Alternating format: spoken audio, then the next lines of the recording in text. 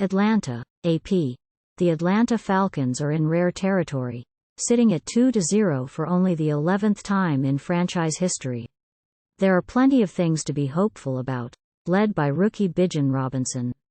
After the Falcons raised plenty of eyebrows by selecting the Texas running back with the number 8 pick in the draft, Robinson quickly has silenced the skeptics with 2 dynamic performances to begin his NFL career. Lining up all over the field, Robinson rushed for 124 yards on 19 carries and caught 4 passes for an additional 48 yards in a thrilling 25-24 victory over the Green Bay Packers on Sunday.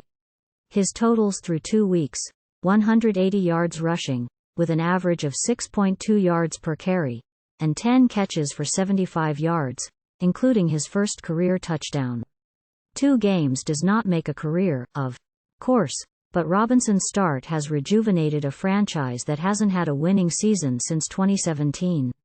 "He does nothing but good things for us," said quarterback Desmond Ridder, who improved to 4-2 in his young starting career.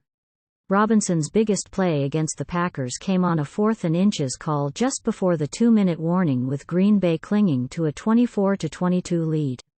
The Falcons were in range for a go-ahead field goal, but coach Arthur Smith didn't want to give the ball back to the Packers with so much time on the clock. So, he called for a quick pitch to Robinson, who dodged one defender in the backfield and another just beyond the line of scrimmage to rip off a 7-yard gain. "It's not surprising," offensive tackle Jake Matthews said. "He's a really, really good player."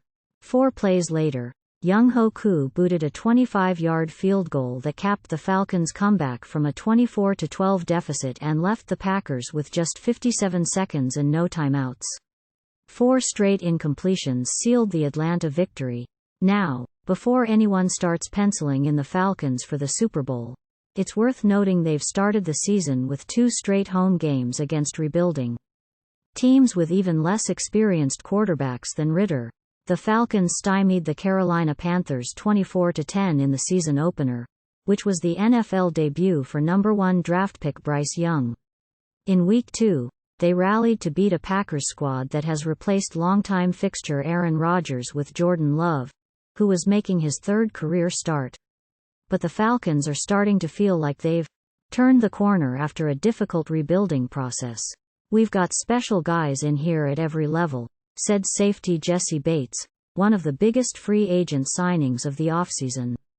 "This city deserves to be winners, so we're just excited to be a part of something special."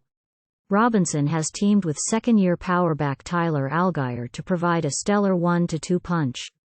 Throw in a mobile quarterback like Ridder, and you've got an offense that can provide all sorts of problems on the ground. The Falcons pounded the Packers for 211 yards rushing. For the season, Atlanta has 341 yards with an average of 4.8 yards per carry. "They shredded us consistently," Green Bay coach Matt LaFleur said. Most troubling was an early drive where Atlanta had 1st and goal at the Packers' 1 after a pass interference penalty. Strangely, Smith called a pair of passing plays, neither of which came close to being completed, and an inside run by Robinson, who was stuffed for no gain. The Falcons were lining up to go for it on 4th down, only to be forced to settle for a field goal after rookie lineman Matthew Bergeron was flagged for a false start. It might help to get tight end Kyle Pitts more involved. He has just 4 catches for 59 yards, far off the pace of his brilliant rookie season in 2021. Stock up Ridder threw his first career interception and had 2 other errant passes that should have been picked off. But in the end, he came through for the Falcons. Ridder completed 19 of 32 passes for 237 yards to go along with 10 carries for 39 yards, including a 6-yard touchdown on a 4th down bootleg. "The guys believe in him," Smith said. "In critical situations, he's at his best." RB Cordarrelle Patterson, thigh, missed his 2nd straight game, even though he wasn't included on the team's final injury report. When he's finally able to go, the Falcons will have another intriguing weapon on offense.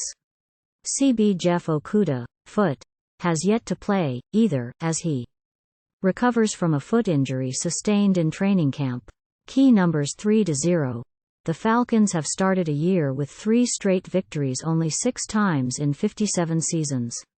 Next steps: the Falcons are 3.5-point underdogs for their first road game of the season at Detroit, 1-1, next Sunday, according to FanDuel Sportsbook.